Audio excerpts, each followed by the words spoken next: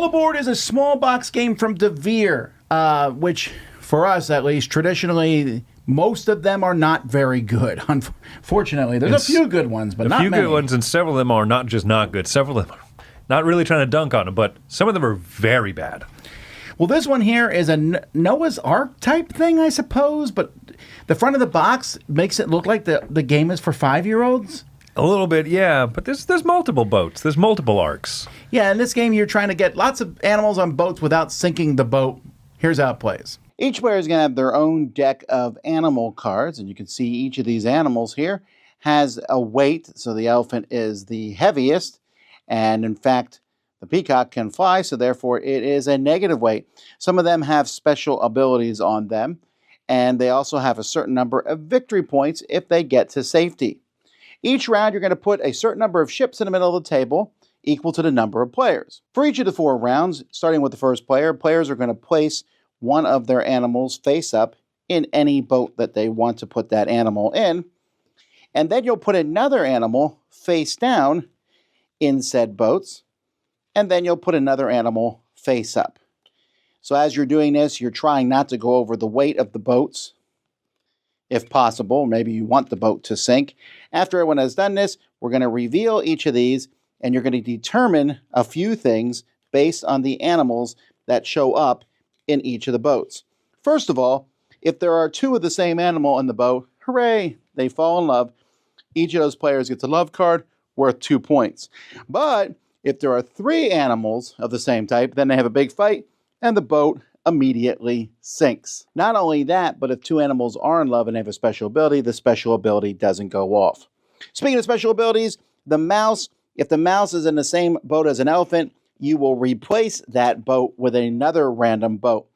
Peacocks, well, their special ability is that they're -2.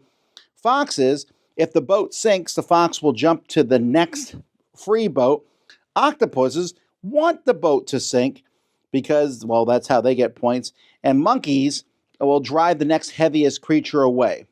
And elephants, well, they're scared away by mice. And there's a few other things. Lions will eat another animal that's in the boat. After you've done all these special abilities, you'll compare the weight of the boat to the boat, and if it survives, everyone is going to keep the points on those cards as victory points, unless it's the octopus, in which case you're sad, because the octopus so dearly wanted to drown. If the boat sinks, you don't get points for those, unless, of course, you have the octopus who gets points when the boat goes down. Then you'll put out 4 new boats and go on to the next round. After 4 rounds, whoever has the most points is the winner. When I first started playing this one, I was very nervous about the special abilities of all the animals. Like, oh, every animal has a special ability. Well, only 5 do. And that doesn't even count when the elephant's special ability is, I get scared by the mouse. That's actually the mouse's special ability. Yes, yeah. So really, it's just the octopus is trying to die. The lion is eating an animal. And then the monkey forces that animal off the ship. The other one's -2, again, isn't really a special ability. It's printed right on the card. Yeah. It's kind of an interesting game because until you play it, you realize most boats are going to sink. Oh, my heavens, yeah. Just the number of cards you have to play, you're going to sink a good number of them. So, yeah, when do you play out the one that jumps to the next ship? And, oh, no, that's going to sink that one. Well, it just keeps jumping. It doesn't mind. It's not getting slowed down. And can you get the elephant to safety? It weighs 11 or whatever, and the boat's 22, but there's a lot of people playing, so they're going to be dropping. Elephants are dropping out of the sky like wild. I don't think it's a great game, but I'm really amused by it. I've played games like this before where there's essentially you're all shooting for a target number but not going over. Yeah. Almost like area control type thing. But with the octopus trying to go down with the ship, you're never quite sure what people have in their hand. This is a game I'm glad you have a hand.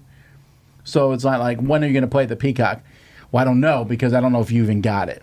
It's a boon in that sense. It's a little bit of a drag in that, sometimes you draw a hand of cards, you go, well, goodbye, fellas, you're all going down, right? But it's probably stronger for just saying, hey, here's 3 cards, what do you do? And the fact that you play 2 of the cards face up, you can see most of the stuff, but there's that 1 card face down. You're not 100% sure what they put there. I think this is one of their better games. Again, that's not necessarily great, But I enjoy this one. This is one I would play with people, but I would play with, I think, people who aren't super gamers, because I think gamers will try to pick apart maybe the mechanisms of this more. I don't know how else to explain it. Like, get too caught up in that. Everyone else will just have a jolly old time. And taken in that setting, I'd give it a 7. For me, I'm just a little bit lower. It's a 6.5 for me. It's a little bit too on the kooky side of things, but it is a fun time, and I really like trying to sink my octopus.